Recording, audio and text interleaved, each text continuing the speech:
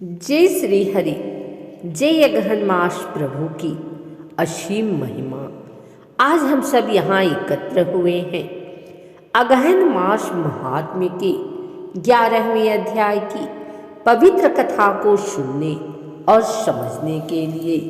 यह अध्याय न केवल धर्म, भक्ति और साधना का मार्ग दिखाता है, बल्कि यह भी समझाता है कि मनुष्य के जीवन में सत्य, साधना, संयम और सूचिता का कितना महत्वपूर्ण स्थान है।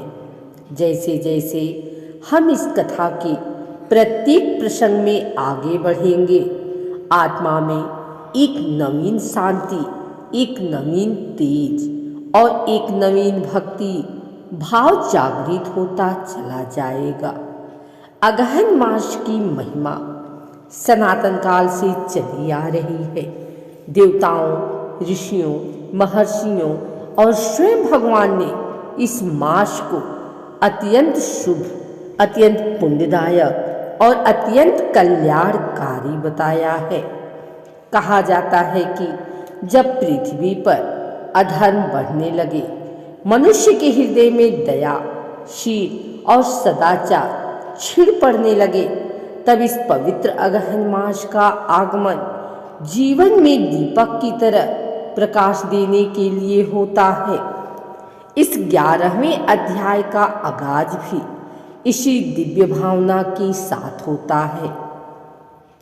पुराणों में वर्णन आता है कि हिमालय की पवित्र चोटियों के समीप जहाँ शीतल पवन बहती थी और जहाँ ऋषियों का आश्रम स्थित था, वहाँ एक अत्यंत प्राचीन घटना घटी। एक ऐसी घटना जिसने न केवल देवताओं को विचलित किया, बल्कि संपूर्ण त्रिलोक में एक अनोखी चेतना भी जागृत कर दी।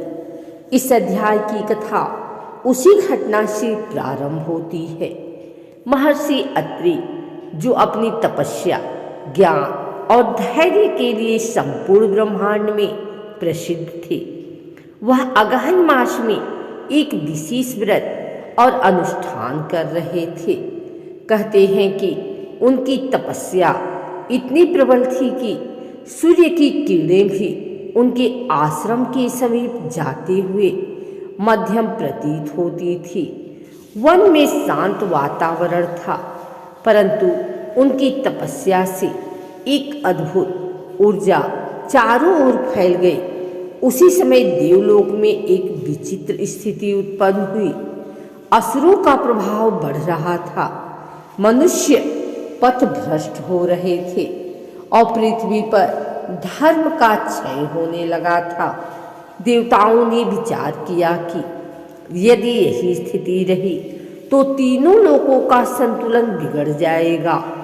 इसीलिए वे सभी महर्षि अत्रि के आश्रम में पहुंचे ताकि मार्गदर्शन प्राप्त कर सके। देवताओं ने प्रणाम किया और कहा,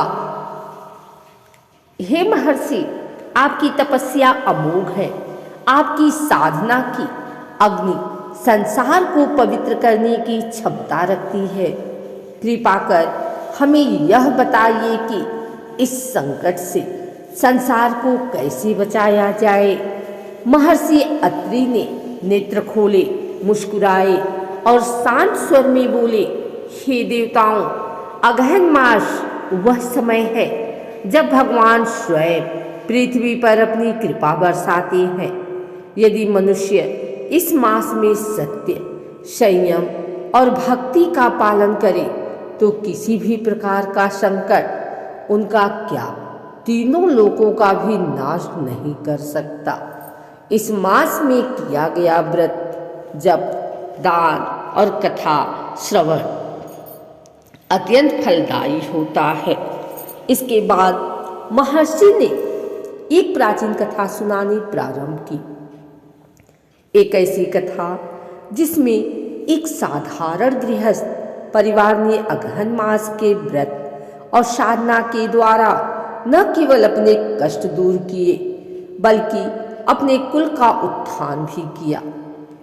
महर्षि ने बताया कि मनुष्य चाहे कितना भी दुखी क्यों न हो, यदि अगहन मास में ईमानदारी से व्रत करे और भगवान का स्मरण करे तो उसके जीवन के प्रत्येक अंधकार स्वयं हट जाते हैं। इस अध्याय की शुरुआत में यह भी कहा गया कि अगहन मास स्वर्ग और मोक्ष का द्वार है। जो व्यक्ति इस मास में एक भी दिन भक्ति के भाव से भगवान का नाम स्मरण कर लेता है, उसके जीवन में देवताओं की कृपा अपने आप उतर जाती है। इसके बाद कथा अत्यंत विस्तार से आगे बढ़ती है। साधक के 7 गुण, अगहन मास में किए जाने वाले 4 प्रकार के दान, अज्ञान नाश के 5 मार्ग और इस मास में मन के शुद्धिकरण की 7 अवस्थाएं, ये सभी इस अध्याय में महर्षि द्वारा देवताओं को समझाए गए।